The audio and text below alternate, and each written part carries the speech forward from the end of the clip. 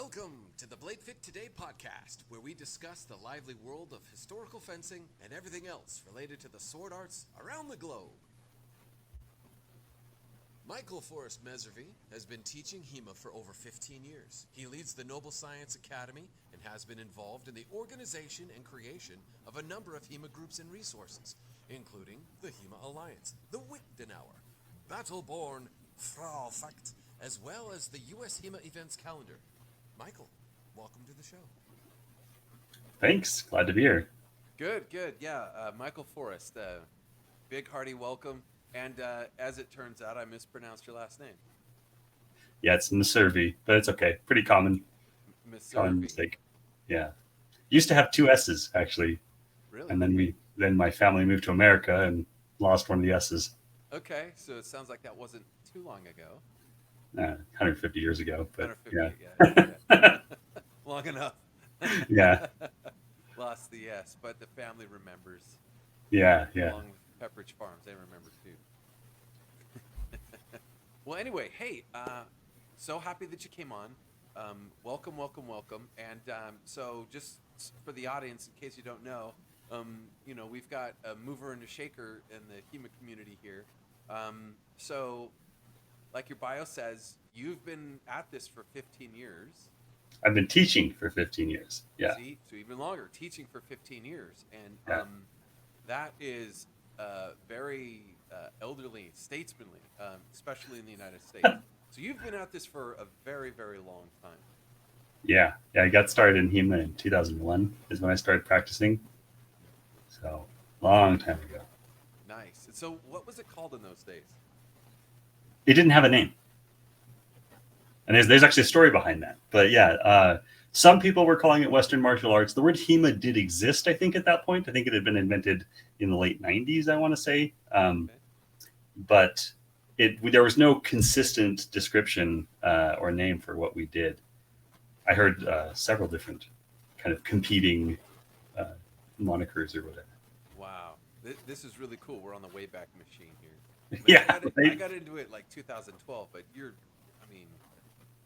Yeah, not too many people who are still doing it who started when I did. There's a few of us, but not that many anymore. And you look really young. Oh, thank you. I don't feel as young as I used to, but I guess I'm not super old yet. No, I mean you really look young. I mean you're, you look like you're late 20s. In my 20s? Oh, that's great. Makes me happy to hear that. Yeah, no, I wouldn't know how old you were, but I could say that late 20s to mid 30s. That's where I'd peg you. I guess my gray hairs are not showing up well on the camera, so works to my advantage. Yeah, I'm getting some of those too. All right, hey, so that's fantastic. Well, it sounds like, were you at the right place at the right time? How did you find it, and why did you do it? So, yeah, definitely part of that was being in the right place at the right time. I found HEMA because I was in a college class with a guy named Jake Norwood, and who is a kind of a well-known guy in the community. And we took a class together. And one day at the end of class, he's like, "Hey, Mike Forrest, do you like swords?" And I'm like, "Sure. Who doesn't like swords?" And then he explained that they did this, sword reconstruction thing out on campus, and that's how I got involved. Nice. Long time ago. And the rest is history. Basically, yeah. So what was it like back then? I mean, what was it? Just strictly longsword, or what did you guys do? And it was most. What's that? Where did you get the source material?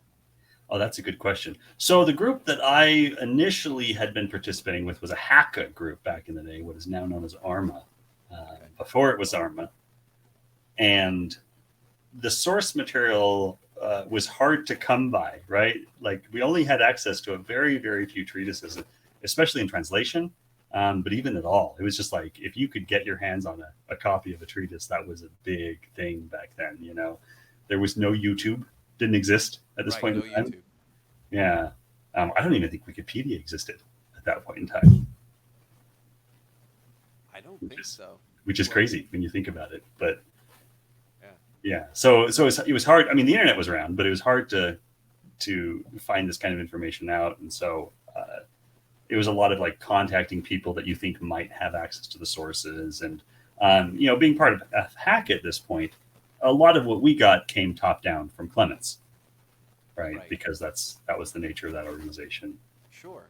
And I mean, it had to start from somewhere, like you said. Yeah. And I was just learning from Jake, you know what I mean? Like Jake, and then later on Stu File, who ran the group there. And so they taught me, and I learned, and what I could, but back then, with limited access to the sources and not a lot of experience, what we were doing was pretty terrible. It was not great HEMA back then, but it was something. Yeah. Yeah. Well, I know it's so funny. Okay, so it's 2023, and people who grew up with the iPhone is take it for granted. I mean, back in the day, knowledge was really hard to come by, especially niche knowledge. And so if it wasn't in a book in the library, you didn't know about it. If it wasn't in the encyclopedia, you didn't know about it. And you had experts who were, in some ivory tower somewhere in a university, or, at the end of some kind of, like apprenticeship or residency or something. And that's it. Yep. You couldn't just look it up. And with the HEMA groups at that point in time, there was some like secrecy that would go on between the groups, where it's like, if they had sources, sometimes they'd like try to hoard them and keep them to themselves. Unreal. And so one thing that was like a thing that happened back then is, if you wanted something that someone had, often you had to trade them something to get it. So it's like, well, what do you have? And so like, I can give you something that I have so I get what you have. And so there was not this emphasis on sharing and everything that we're used to today, where it's like, hey, I found a new source here, everyone, come check this out. That's wild. Actually, it's crazy. It was kind of crazy, Yeah. Super different from today. Very, very different. It was a completely different. I mean, now we've got professional schools, we've got tournaments everywhere. We have dedicated HEMA gear. Yeah. When I first started, there was only one thing that we had that was dedicated HEMA gear, and that was wooden swords. Everything else was just borrowed from other sports or whatever. Yeah, that makes a lot of sense. Or people building their own buffers or whatever, Yeah. Yeah, that's really, really interesting. Okay, so we've established you go way back. Yeah, that's pretty amazing. So okay, well, in your journey, I mean, you've had a lot of time to go through, different treatises, other source materials, and weapon sets. Do you have a favorite? It changes. It kind of depends. Every week, I kind of feel like, oh, this week I'm really enjoying rapier. This week, oh yeah, longsword. That's where it's at. Lately, I've really been favoring broadsword and targe. Okay. Really, really enjoying broadsword and targe. It's just such a powerful weapon combination. So I've been having a lot of fun with that. Yeah, that's pretty cool. I'm kind of like you. Like everyone else, you see the longsword, and it's just so elegant and wonderful and super powerful. And at first blush, anyway, that's not my favorite. It used to be just like everybody else, but I kind of have a love-hate with longsword, honestly. And just when I think I'm good, I discover that I'm really not so good. maybe I'm lousy. That's how it goes, though. Yeah. I mean, I've been there maybe at multiple points. You know what I mean, in my life, and you always have to just keep working at it. Longsword is the hardest. I started in longsword, so that's the weapon I've been doing the longest. Still very popular at the academy. We've got a good program, but as from my point of view, like developing a curriculum, developing a system, and teaching that to people, longsword is really tough because it's such a complex weapon. Yeah, I agree. I mean, it's and it's easy to. I mean, just speaking from personal experience, just habitually, the bad habits that we kind of slide into. Longsword will eat you alive when you start doing that, and then someone comes along that you haven't fenced, like even as pairs, and you get together and you start fencing, and you sort of, it's really, really easy to slide into some bad habits, and then you fence someone else thinking you're all good, and they just humble pie the whole time. Well, Yeah, and starting back when I did, lots of bad habits, right? Because we didn't know what the good habits were and everything initially. A lot of it we were just trying to figure out, and so to this day, there are things that I struggle with that I teach my students, and I'm like, don't do this, do as I say, not as I do, I guess. But Right, always. Well, some days I really love longsword and I just feel mm, unstoppable, and other days I feel like, what am I doing?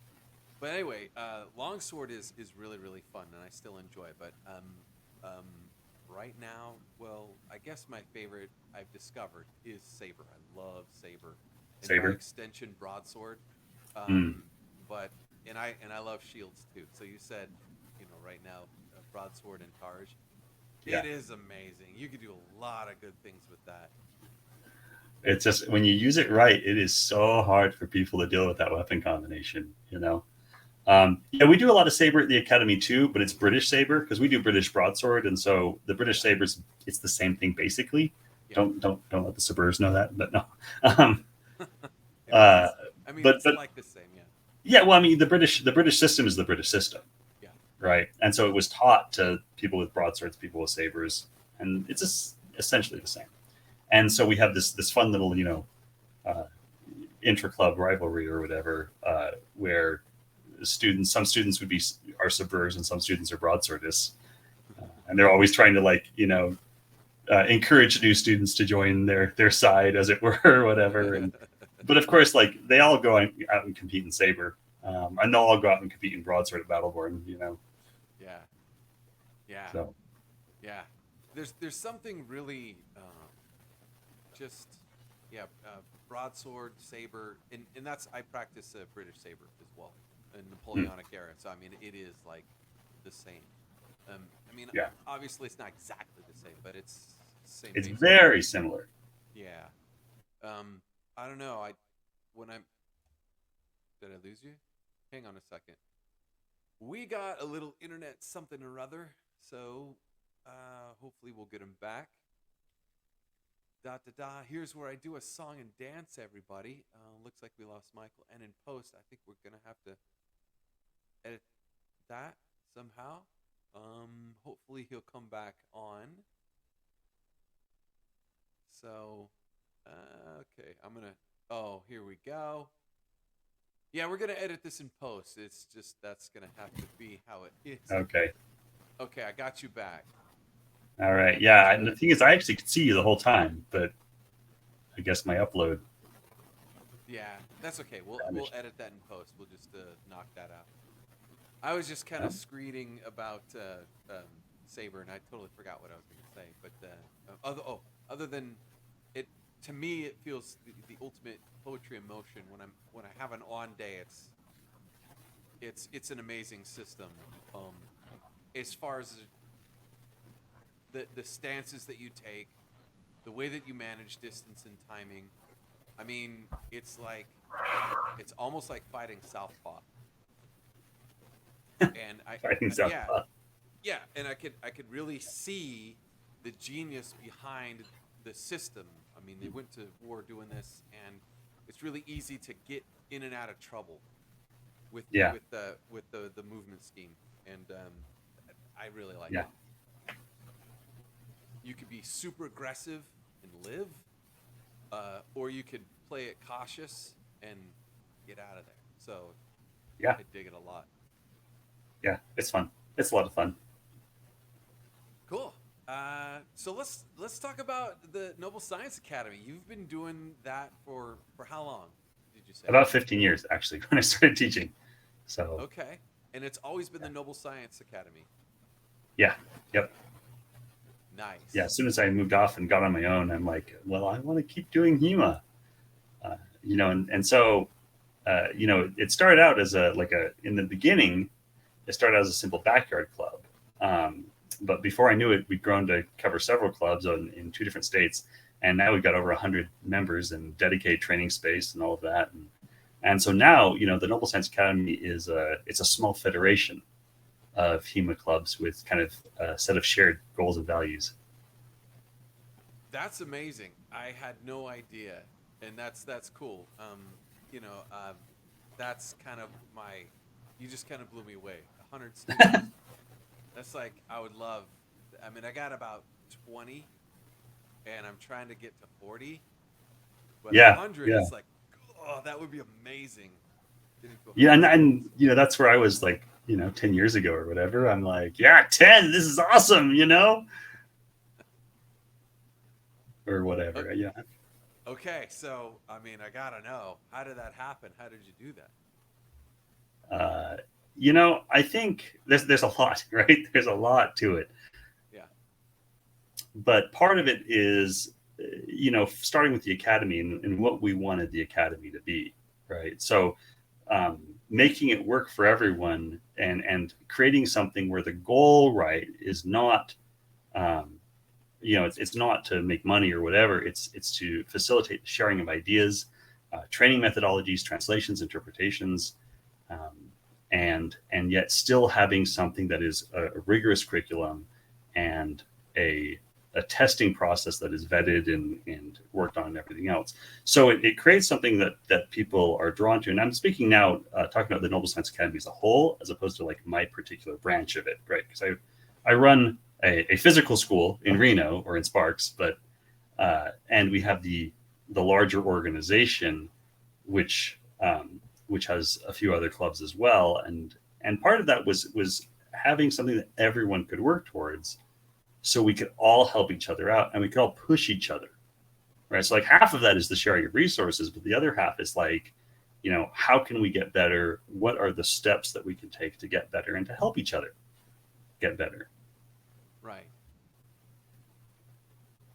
How do you do it? And then well, I'm asking for some secret sauce, right? So okay, yeah. I mean, you're talking about good things, right? You're talking about you know, a culture where you're pushing each other, and a culture where everyone is putting in, so that everyone could take out. I mean, that's what I'm hearing. Is that Yeah. kind of what you're doing? Yeah, and so like on a local level, right? Because that's the organizational, like institutional approach. And on a local level, we're trying to do the same thing. And part of that is culture, right? We're creating this welcoming culture where the idea is I want people to come to the academy and I want them to be happy to be there. You know, I want people to be happy to be there and I want them to feel like they're growing. Because if you're not growing, then you're not going to get the same long-term benefit out of being there. And if you're not happy to be there, then you're not going to get that short-term benefit. And, you know, part of that is I've been doing this a long time. I've been teaching a long time. I am a lot better at teaching now than I was 14 years ago. Yep. You know, I am much, much better. My students progress faster now than they did when I first started 15 years ago. I mean, that shows. Like one of my students right now is ranked #1 in the world in women's longsword, right? And she, a year ago, she might have been considered a rookie because she's been doing this for about 3 years now. Yeah. So, Very cool. Yeah, so some of that's the experience and some of that is the culture and just, you know, caring and trying, right?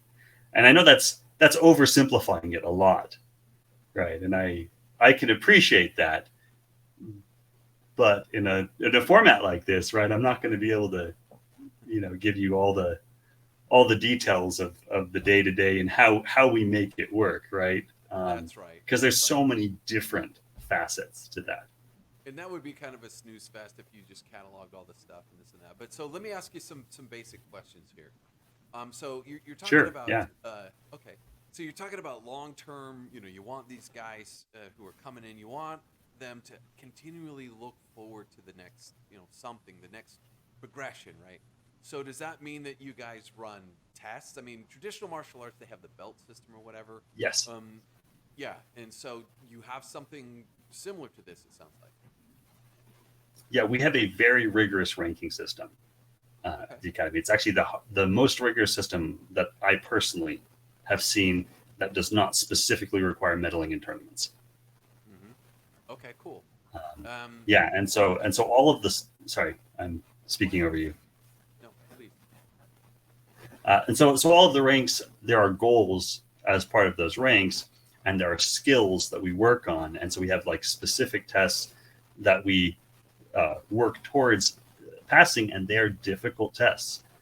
Like one of them for broadsword is someone's going to throw 20 cuts at you in a row at speed randomly, and you have to defend them all. Right? And that's hard. That is hard. And I've gone through this process myself, right? I had to work very, very hard myself to pass this test, to develop those skills. And now I can do it. I can do it consistently. But it took me a lot of practice to get to that point where I had those skills to pass that test. And that's just one example. We've got lots of stuff like this and the test, the purpose of the test, right? It's not to give you a pat on the back. Sure, you worked hard. We want to respect and recognize that. But the purpose is to motivate you to train, right? To get you focused on the next thing and how do I get better? Right. And that's, yeah, I agree. I can see where that's super important. And, there's obvious reasons why most or all HEMA clubs don't have a rigorous testing, because the culture isn't set up quite like that. It's more collaborative and less top down, just because the depth of experience just typically isn't there. Typically, a That's club true, coalesces. Right? Yeah, and everyone's about, like the founders, they're all about the same, more or less, in the same spot. And so one thing that I find with my club is that there's other experienced sword fighters around, but they don't want to join my club because, and it's fine. It's just how it is. And new people want to join my club if they live in the area, because I can teach them something and they feel like they can learn something from me. And I've been doing this since 2012, and I got into this as a strictly fitness thing.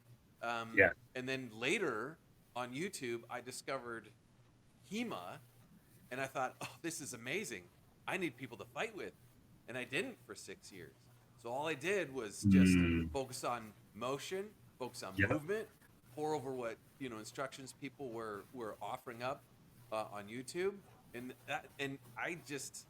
I knew I couldn't get good at fighting others in that time span. So I was just insane with, okay, body, do this, do that. I'd look at my shadow to make sure I was doing things right, making sure the flow was just so. All of this stuff, right? Like crazy stuff that normal people who aren't weird like me don't do, right? But it's great that you were willing to do that, right? Because you put in the work, and even when it's the hardest, and it is the hardest when you're by yourself, man. And you did it, and you trained, and at least hopefully you were getting something, and it was getting great. better. It's fun. I loved it, and it engaged my mind way better than just running would. Oh yeah.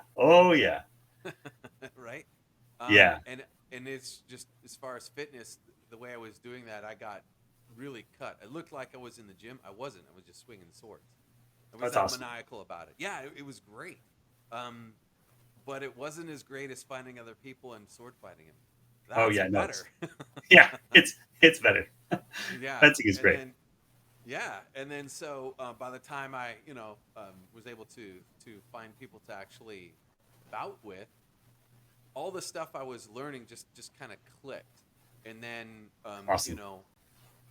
In a weird independent way, I found basic raw motions, and then I discovered Wiktenauer, and I was like, that's totally legit, because I know for a fact that's how that works. And then I felt vindicated, right? Because Wiktenauer's and isn't that great, right? When you're like studying something and all of a sudden it's like, oh, I get it. This is what this means, and it's like, or you've been training something, and then it comes time to test it, and it works. It functions the way you were hoping or whatever. And sometimes that's how it works. And sometimes you're like, oh, I don't get this. That's the other side, right? Is when you're like, go back to the drawing board on this particular one or whatever. But yeah, I think, when it comes to the old team of people, sometimes, people have been doing it for a while. They like what they do, or they like where they come from or whatever, and they don't want to give that up. And some people feel like when they come to, a more established school or whatever, that they have to somehow sacrifice who they are, because that's kind of tied into their past and their past in HEMA. Right. Especially when so many of us, started from backyard clubs or small organizations or whatever. And when we take pride in kind of the work that we've done, to progress and all that. The academy is kind of interesting that way, because it's both top down and democratic. The curriculum is actually largely established by a council of scholars. So it's like, it's a group effort, but everyone works together to be like, what's the best way to train this? And then we share that. And then that's the top down approach. That's amazing. That's as best as you could get, I think. So that's really cool. So is your curriculum something that is like a secret sauce, like Club Secrets, or is that something that you kind of publish and say, hey guys, do what we do? How does that work? It's published internally, I'll say. I don't know that the curriculum by itself would necessarily make sense to someone who's not training with us, because the curriculum doesn't tell you the interpretations, right? The curriculum is just a sequence. It's like, this is the way you introduce, this is the order, right? We're going to introduce these techniques, these principles. This is when we're testing what, but it doesn't tell you how to do anything, It's like a modern treatise. I mean, maybe it's more like a modern settle or something like that, right? It's a summary. Right. No, I think that's fantastic. I mean, there's a lot to glean here, and we could go on and on about that. Sure.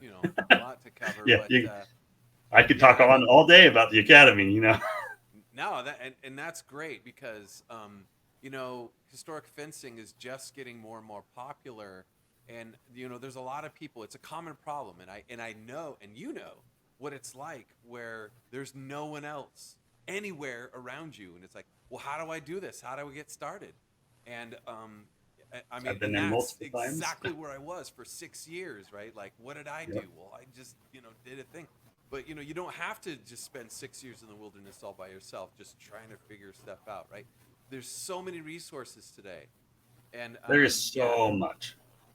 And even if you're in the middle of nowhere, chances are there's at least something a few hours away.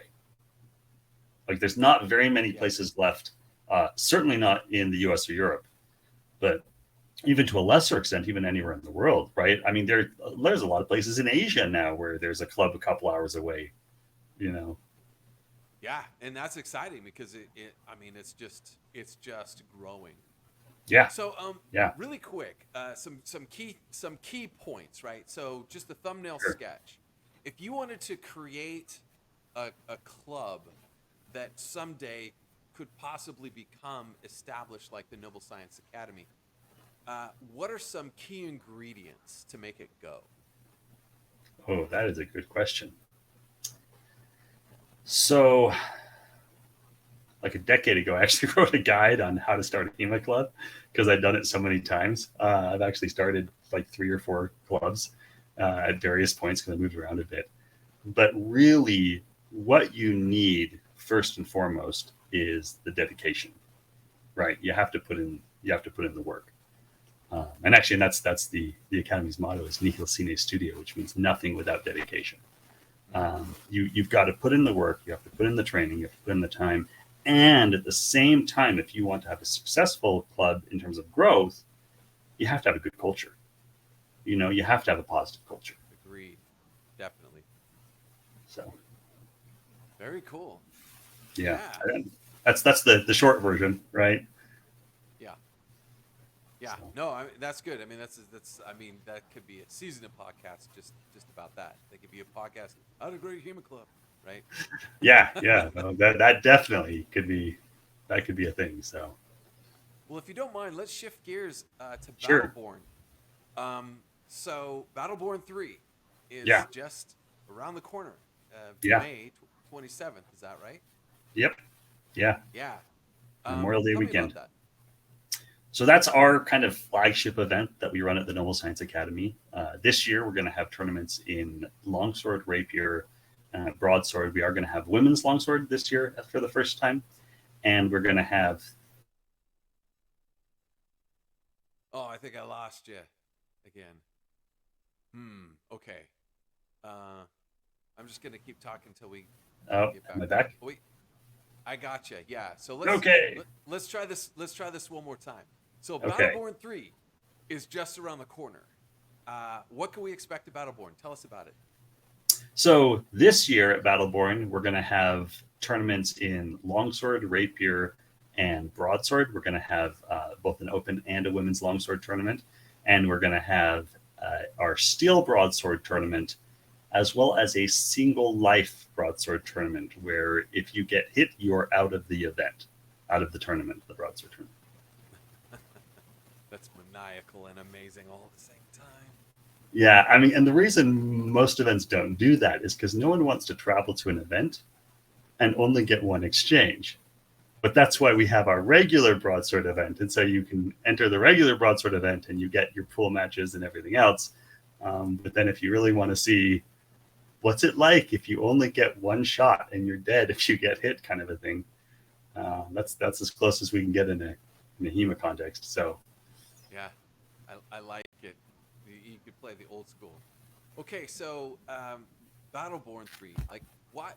So there's New Year 2023, people can travel, people can do tournaments, and of course you can't hit them all. There's only a few that you could do. So why choose Battleborn? What makes Battleborn special? Why should we do that? We really strive to make this a quality regional event. I recognize it's not a big event. It's probably never going to be a big event, but the caliber of the event. I've had several people tell me that it was the best judging they'd ever seen at a HEMA event. We're very, very careful about our judging. We actually build the event around the judging. I also think we have one of the highest prize to participant ratios of a HEMA event that I've seen. Last year, we had 3 different competitions we were running, and we gave away 5 steel swords. Oh, wow. To put that into perspective, right? And our biggest event, I want to say, was 24 people out of those 3. So you can see, like, the numbers there, they work out. And we've got some excellent, workshops. We've got, Rob Childs and Jeremy Pace and Dr. Meservy are all teaching, as well as Zachary Brown came down from Canada this year, or is coming down from Canada to teach a class on footwork. Okay, yeah. See, now you're talking. That's really fun, and those are also some heavy hitters in the community. And yeah, who doesn't want a shiny sword, right? A chance to get your hands on a nice shiny sword. Yeah, and we know we will have at least a few steals this year as well. Yeah, no, that's great. So it's in Carson City. Yeah. And it's always in Carson City. It's always been the first year was actually in Sparks, but the last year and this year, Carson City. Carson City's been helping us out with running the event, which has been great. Oh, that's nice. Yeah, we've been grateful for their support, and it's helped make this happen. Yeah, that is fantastic. So, any advice on? So you get all booked up. You got your slot, right? That's the most important thing. You got your slot, and then so you're flying into what you say, Reno, probably. Yeah, it'd be the Reno Tahoe International Airport that you'd be flying into. So for anyone who's flying, if you reach out to us, we will help you with ground transportation if you need it. Just let us know. That's even nicer. Yeah, that's very cool. Yeah, well, we. Sorry, go ahead. Well, I was just gonna say, I mean, if that's what you get when you have a high caliber, a little bit more intimate situation, you get a nice. It's just nicer like that. You kind of get treated like you're something special, even if you're not. Yeah, our goal is kind of we like the intimacy of the old school HEMA events. Yeah. But we like the professionalism of some of the best modern events, and we're trying to marry the two, where we have a really well-run, or at least we're trying, right, to have a well-run, modern professional HEMA event with high-quality judging, And at the same time, we want people to have a chance to talk and hang out and do all this stuff that you really feel like you got to do back in the old events. I will say this though, if anyone is listening to this, hopefully there will still be spots available. We opened up registration less than 2 weeks ago, and most of our events are 80 to 90% full already. Yeah. And I haven't advertised. I posted on our Facebook page, on the Battleborn Facebook page. That is literally all I've done. That was that. And yeah, and the event fills up very quickly. Sounds like So- you guys need to run more events. It's so much work, though. Yeah, just what you wanted to hear, right? Just another Yeah, thing to do. right. I mean, we do another event, right? We do Fraufecht. That's right. So let's talk about that. Fraufecht. Cool name, by the way. I think that's. Oh, thank you. Now, from the name, I'm assuming this is a ladies' tournament. Yes, yeah, it's a women's event. It's actually the first women's event that was run west of New York, as far as I'm aware. So we're like, Sorry, go ahead. yeah, I was gonna say, we recognized, oh, hey, there's a need here, and so maybe we can do something about that. Yeah, I think that's fantastic. Yeah, because there's a lot of, and more all the time, right? Dedicated women fencers who really want to compete at the highest level, and so yeah, I mean, we definitely just need more and more of this type of tournament to make this happen. So, what's the genesis? How did it get started? And what's the experience like? What can we expect? I'm not sure that I'm the best person to answer all of those questions, especially when it comes to the experience, right?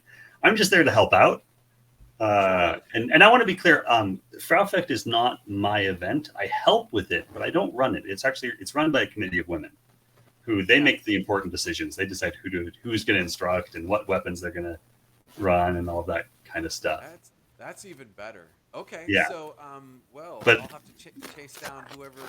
Because I don't know who runs Fraufecht like you. So actually, so this year the person in charge is actually my wife, Dr. Meservy. Nice. Okay. Yeah, I'm aware of a lot of this stuff. Last year it was run by Rochelle DeBolt, who's one of my students, because we're hosting it, right? Yeah. But it's not just Noble Science Academy that runs that one. The committee has women from kind of all over the country that participate and contribute. And last year, we had the first women's broadsword tournament, I think, in the world that I'm aware of. I believe the first women's saber tournament outside of Europe, because it's like everything is longsword. And we're like, well, but women do other things too. And I think this year we're going to have a small sword as well, and there's rapier as well. So lots of things besides longsword. Well, that sounds amazing, actually, and so that's super cool. Is this both with Battleborn and Fraufecht? Are these going to be like broadcasted at all? Is it something that people could watch on YouTube or something later on? It has not been. We do take video of the fights, or we have in the past at Battleborn. Battleborn 1, we have that on YouTube. Battleborn 2, we actually haven't finished going through all the video. I know it's been like 9 months since our last event, but we haven't managed to process it. We took a lot of video. And some of it, at least, hopefully, will end up eventually on YouTube. But we don't live stream it. We don't currently have the maybe the manpower plus expertise to do that and do a good job. Okay. But maybe at some point, right? I'd love to have it broadcast and live streamed, but yeah, I know it's the way that the world is going. You needed some kind of video feed to get people interested in it, and not to make the event bigger necessarily, but just kind of to seed the hobby, right? I mean, some people call it a sport, some people call it a hobby, some people call it a martial art. Some people get upset. It's all of the above. Yeah, and that's why it's so cool, right? That's why our community is so cool, because it is all of those things. Yeah, it's a martial art, it's a sport, it's a hobby, and for me, it's a profession, right? Yeah. It's all of these things. Yeah, super cool. Okay. Anything else of noteworthy that we need to discuss about Fraufecht? It's in September. I guess that's good to know. Okay. Yeah, that No. is good to know. So it's in They haven't September. opened registration for it yet this year, but I think that's Okay. going to be coming soon. So any women that are interested, or any men that want to come and help and volunteer or take some classes, the classes are open to everyone. The Okay. competitions are only You open know? to women. Oh, actually, there may be a men's longsword this year at Okay. Fraufecht. You know, the token men's event. Just like there's token women's longsword at most HEMA Sure. events, right? Why not? Right? Why not? I mean, No, I don't know for sure. Because like I said, I'm not in charge of any of that stuff. So that's up to the Fraufecht women. a fight's a fight. If it's open, it'll get filled. I'm sure. Yeah. Yeah. No, that's fantastic. And you know, I'm a fun-loving guy, but you know, my humor. I don't want people to take the subject material lightly because it is important, and that's Yes, super. yes. Yeah, and that's super cool. So yeah, ladies, if you're interested in a tournament for you, it sounds like Fraufecht might be something that you could be interested in. So September, yeah. So check it out. Yeah, that'd be super duper cool. Super duper cool. Yeah, I understand that everyone that went last year absolutely loved it. 100% of them said they'd be returning Uh-huh. when we pulled everyone. So That's amazing. Yeah, that's hard to do because you know one of the main complaints about HEMA tournaments in general, not you guys, but just in general, Yeah. is judging quality, right? yes, And everyone has good intentions, or at least I hope everyone has good intentions. We assume everyone has the good intentions, right? And Yeah. at the beginning, and let's just, I mean, straight up, if you've never judged before, it is a lot harder than you think it is. Number one. it's hard. It is very hard, and especially if you don't have experience. Yeah, and then the second thing about it is you're fresh at the beginning, but later on in progression, when you get the better fighters are still in, they're faster, their techniques are sneakier, right? Their attacks are fooling each other, and your eyes are tired, your brain is tired, and it's easy to miss those very subtle maneuvers that they're doing on each other, and that could really maybe leave a bad taste in people's memories when it's not I mean, on one end, if you're volunteering, it's not fair to the judges to be held to a standard. But on the other hand, really, it's ultimately it is, right? Like we have to be better judges.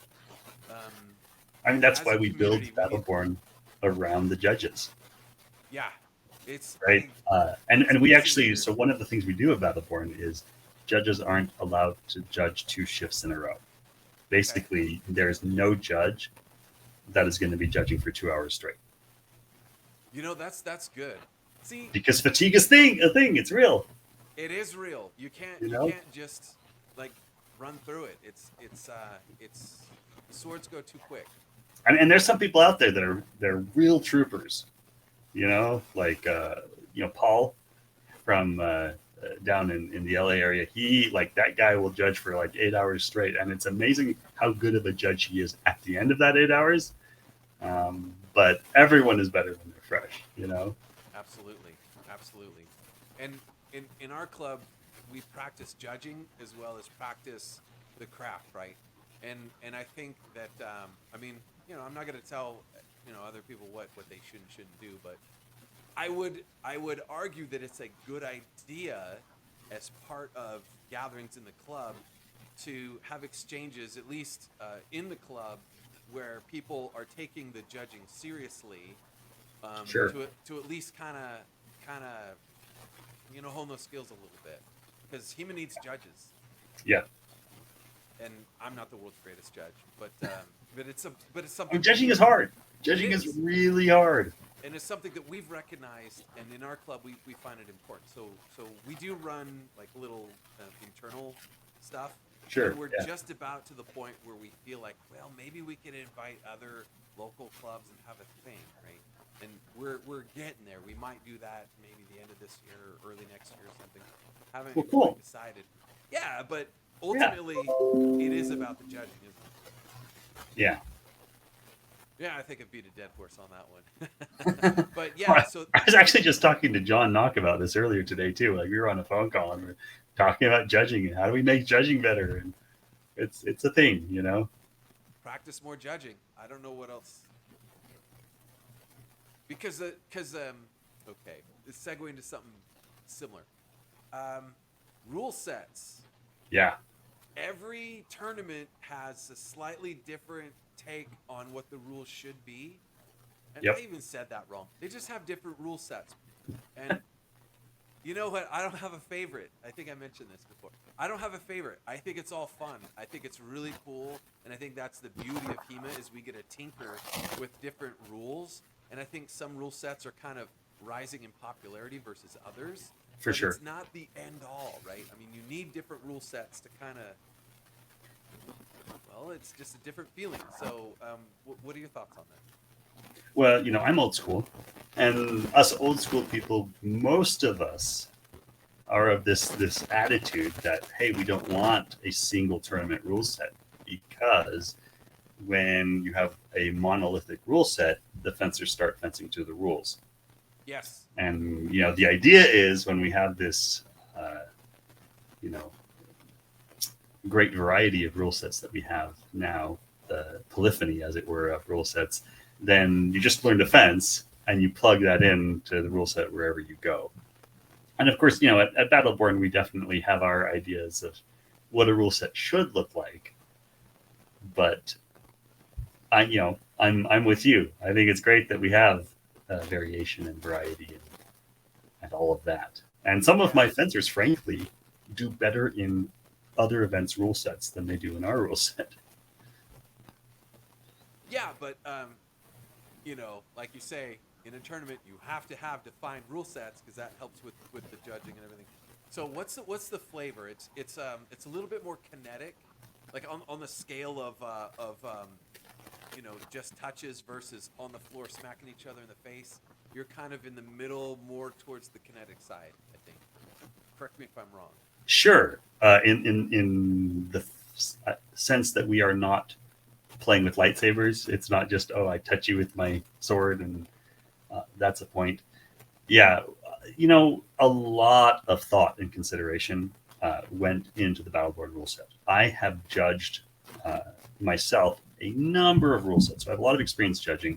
I've competed under a few different rule sets, and I've looked at a whole bunch of them, and you always have to make sacrifices when you're coming up with the rule set. There's something that you're going to favor and something you're not going to favor. And with our tournament rule sets, we had a couple things that we keep in mind in making our decisions and determining what we're going to do. And one of those things is we chose to focus on target priority over tempo priority, which is to say we care more about where you hit rather than whether or not you hit first, for the most part. And that's unusual. Most HEMA rule sets are tempo priority. They really, really care who hit first. And so in most of those tempo priority rule sets, it matters is like, can you get anything before your opponent can? And that makes the world of a difference. If you and your opponent both hit each other in the head, but the judge decides yours landed first, you get points. Yeah. Yeah. And under our rule set, that's not the case. And if someone hits you in the foot and then you hit them in the head, you get points and they don't, because you nailed them in the head when they went for your foot.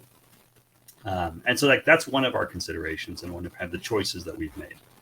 And there's a cost to that, because just like tempo priority rule sets can be gamed by going for the easy stuff and leaving yourself open, target priority rule sets can be gamed by leaving the low stuff open and just protecting the core, protecting your chest, protecting your head, that kind of stuff.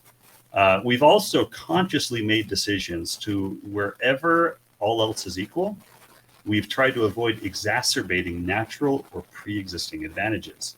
So, for example, is there a rule that favors tall people? If so, we've tried to do the opposite, because tall people already have an advantage when it comes to fencing, when you have that reach. And tempo priority favors, for example, people with longer reach. Something else that people don't think about that favors people with longer reach is having a bigger ring. because the more room you have to back up and maintain that reach advantage, the more it works to your favor. So we have a much smaller fencing area than most of the events I've been to. So there's less room for you to back up. You've got to be very mindful about when you back up. We also require spatial awareness in our ring because it's actually not a ring, it's a diamond. It's a rhombus. And so as you are circling, you will be further away from or closer to being out of bounds, depending on where in that particular. With most tournaments, it's a ring. It doesn't matter. You can just circle all you want. It doesn't make a difference. But at our event, you actually have to be aware of where you are in that space, or you could accidentally, circle yourself out of bounds, ring yourself out and stuff like that. And there's some other similar rules that we have that are kind of related to that type of stuff. Yeah, that's very cool. That sounds super challenging, actually. I like that. Yeah, and we're trying to encourage historical technique every way we can. We find that certain things help with that. So, like for a Battleborn, whenever we do Battleborn Rapier, we have used this rule where you cannot cut to the torso under the arms and have that be a scoring action. And what's cool is that this year SoCal used that rule. Sword Crush, I think, is using that rule. So we're seeing like some of these other events starting to adopt that rule as well, because it leads to more historical technique that looks like the treatises. And we've got other rules that are like that, where these seem like these little things or these bizarre things in some cases. But the goal is not like we're in a street fight. We've got sharp machetes. What can we do to each other? The goal is how do we encourage people to do stuff that looks like the stuff in the books. I like it.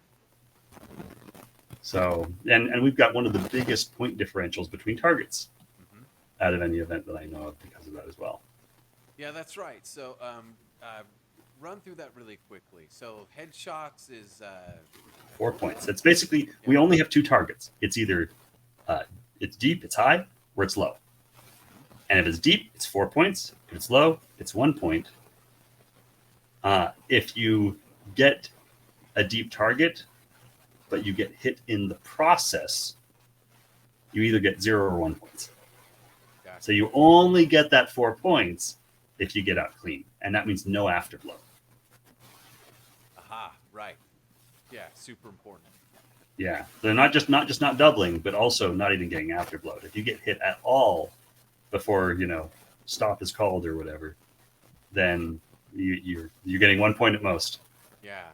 So okay, so after blows, because I mean everyone's been in a situation like this. You get a solid hit, and you're coming out, and then what you felt was sort of beyond the natural tempo of an afterblow. Someone just really hits you hard when you thought it was done. And they think, hey man, this is legit, and you think, well, but you're kind of dead. I mean, obviously they wouldn't be dead. How do you navigate that? Is that a tempo thing at that point, or is that just I'm out of measure now? Like how do you? So you're asking how do I navigate that as an organizer or as an instructor? Because that's two different things in my mind. Well, okay. Let's talk about both then. Yeah, go ahead. Okay, so as an instructor, right, I tell my students you always want to make two assumptions. Assumption number one is you want to assume that whenever you hit your opponent, you have not stopped them, right? Because you don't know, right? A few years ago, I read about this guy who got stabbed in the head with a kitchen knife in China. It's like a 9-inch knife, and walked to the hospital and was okay. So you don't know, like this guy had a knife sticking out of his head. And he went to the hospital. And so maybe you'll stop them when you throw that beautiful cut at their head, and maybe you won't. And so you make, number one, you make the assumption that they can still attack you after you've hit them. And assumption number two, you assume that anything that touches you will kill you. Yeah. Because again, you don't know. Maybe this light little cut will be harmless and won't do anything to you. but you don't want to get touched. And so from an instructor pedagogical point of view, that's what I want my students focusing on, is not getting touched and making sure even after they hit the opponent that they're ready to protect against whatever could be thrown. From an event point of view, right? Obviously, those two assumptions are in contradiction. They contradict each other. Right. You got to sportify it somehow in the tournament, right? Right. Because there's a martial art, and then there's the tourney. And so we allow for a single step, single tempo after blow. Okay. Someone hits you, you get one strike to try to get them back.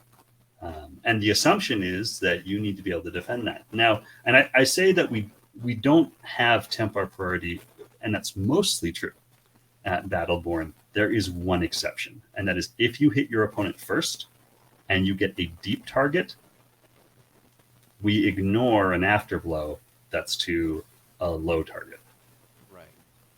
And Which so, makes like, sense. yeah, if you hit them in the head, they can't just hit you in the hands. And we actually did allow them the first year, but it's just so easy to take the leg after you've been hit. Right. Yeah. And that gets gamed very, very quickly. Yeah. And so to kind of discourage that game of... Oh shoot! I lost you. So we're definitely gonna have to edit this in, or edit this part out. Man, this was just getting good. So hopefully the internet will come back in just a second. So I'm just gonna keep talking, and Michael Forrest is gonna come back on in just a moment. And yeah, stay with me, folks. Stay with me. In post, we're definitely oh, here we go. Here we go. It's coming.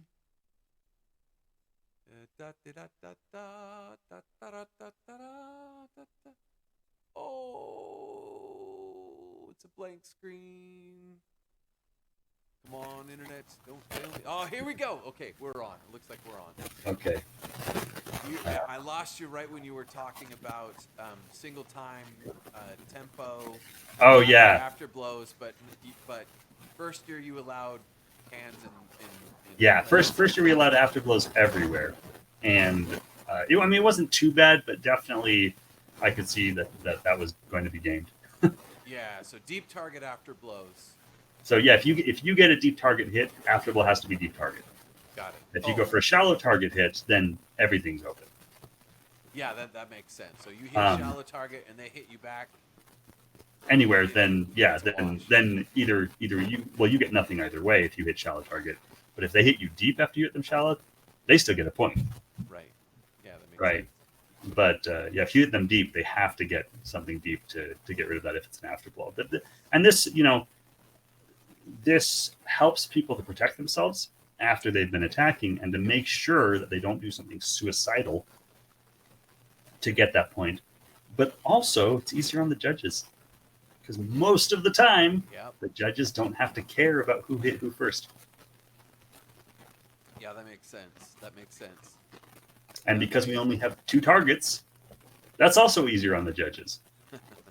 And the easier it is on the judges, the less they are likely to make mistakes, right? Because less different things they have to worry about paying attention to. Yeah. No, that makes a lot of sense.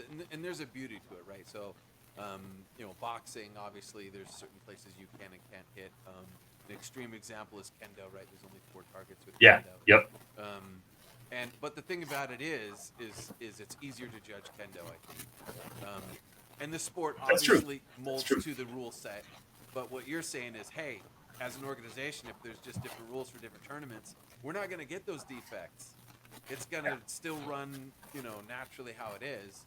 I mean, hopefully, right? That's the thought. Well, I kind of like that idea because part of a hobby, a sport, whatever, part of the growth of historical fencing requires a broad base of people who are interested in watching also, or in ingesting it, being part of it, the spectators thing. And fencing is notoriously hard to watch. It is. I mean, it's interesting. I'm a fencer, and I'm not a modern fencer, but I'm a historical fencer, and I do rapier, and I find fencing hard to watch.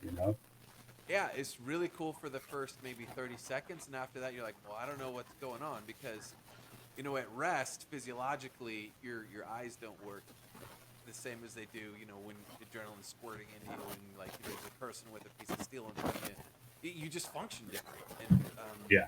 yeah. So so yeah, I like where you're going with that because when you have certain targets and deep targets, I mean that's totally legitimate. That's not any. How do I say this? And I don't want to speak ill of another sport, right? Like I don't do kendo, Sure. but I understand it's been around for a very long time, and it is what it is, and it has its reasons, and I'm willing to celebrate that along with anybody else. But I will say Sure. this about it: you have 4 very specific targets to hit, and you have to call the hit before you do it. Well, that's it's very ritualistic. But what you're talking about is, hey, deep target is a deep target. Well, it's Yeah. easier for the judge to see it. It's totally legitimate as far as a physiological. I'm trying to, if this was real, I'm gonna totally make sure this guy cannot get up and walk anymore. Like he is a threat, and I'm gonna end the threat. It makes sense that way as well, and so the martial aspect of the game, I think, is preserved with that type of rule set. Yeah, I mean, we're trying, right? Obviously, we care very, very much about safety. We don't have as maybe onerous as safety rules as some events might have, but at the same time, like we've run 3 events over 2 years, and we have never had a single force-related injury Oh, that's where good. someone struck too hard, and that's why someone got injured. And part of the reason might be that despite the fact that we actually do require minimum rotations, it's not much for a longsword. It's 45 degrees. That's like nothing, but Yeah. it's there. And but at the same time, our event has a rule where if you injure your opponent, you lose. And that means if you are in elims and you injure them, you are out. If there was someone else there, they will get a bye. Who would have fought you? They will simply get a bye for that match. Wow. Because you take yourself out by injuring your opponent. And we're serious about that. At our last year's event, there was a guy who injured someone on a grapple, came in and dislocated someone's shoulder, and that was counted as a loss. Obviously, there's an exception if your opponent injures themselves or like sticks their hand out and it's not your fault that they did that. Right. But if you're hitting hard, you're taking that risk. Yeah, I mean, I like that actually. It makes a lot of sense. No, that's fantastic. It's no wonder people come away feeling really good about their experience at Battleborn. So, yeah, good things, and I myself really want to go. May 27th is my daughter's birthday. Oh, bring your So I daughter don't know if I can negotiate. and make a that. fun birthday party. Yeah. So hey, let's go to Carson City, darling. So anyway, that's my personal grapple. Is probably TMI for this podcast, but that's why. Honestly, that's why you haven't seen my face yet, because that's one that I really wanted to go to because it's just looked like the total blast. I love shields, and it's a tournament with shields, and I like Well, it's not, but well. we've got broadswords, but it's not Targe. No Targe. Okay. Well, pardon me. I take back everything I said. No, I'm just kidding. But you know what? If you come, I will gladly fence you with a broadsword and Targe. Oh, that would be amazing. That would be super cool. Very cool. So, Got a few students too. So. anything else we need to know about Battleborn or Fraufecht? No, I think I said. Very cool. Very cool. Man, this internet is not cooperating with us. So, I am so sorry. No, it's fine. It's getting back. It could be me just as easy as it's you. All right. So, one more question. So you also run the US HEMA Events Calendar, or maybe you don't run it, but Actually, John Knock is the guy who runs it. I help him out. Yeah. It's kind of a joint project between me and John, but he deserves the lion's share of credit on that. Okay, very, very cool. So thank you, John, for heading that up. I mean, it's a super cool resource. So, how do you get on that events calendar? So basically, if you have a HEMA event, you talk to me or John and say, "Hey, I've got a HEMA event," and we'll stick you on the calendar. Very, very cool. That's excellent. Yeah. All right. Michael Forrest, you have been an amazing guest, all full of knowledge. We scratched the surface, my friend. I mean, yeah, this was. I had a great time talking with you. Well, it's kind of you for bringing me on and listening to, growing your like me rant. So ramble.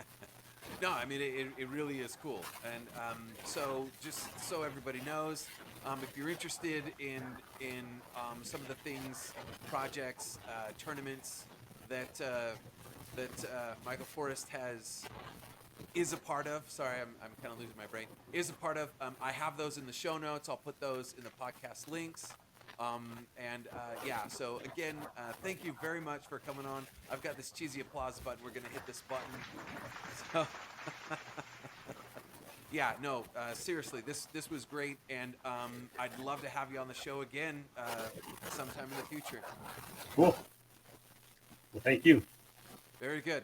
All right, I'm going to sign off because this is the worst part.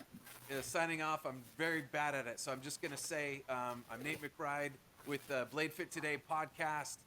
Everybody slay your demons, and I'll catch you on the next one. Thank you, everybody.